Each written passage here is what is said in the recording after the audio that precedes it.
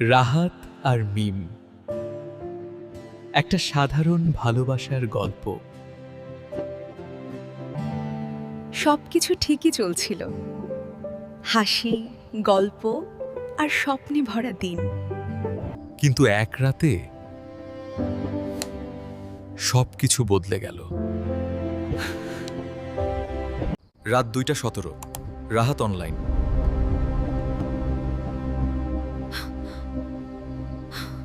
কিন্তু সে তো বলেছিলে ঘুমাতে যাচ্ছি। মিমের মাথায় ঘুরতে লাগলো হাজার প্রশ্ন।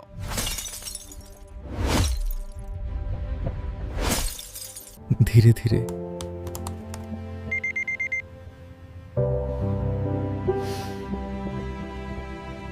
রাহাত বুঝতে পারছিল কিছু একটা ঠিক নেই। শেষমেশ একদিন প্রশ্নটা বের হয়েই গেল।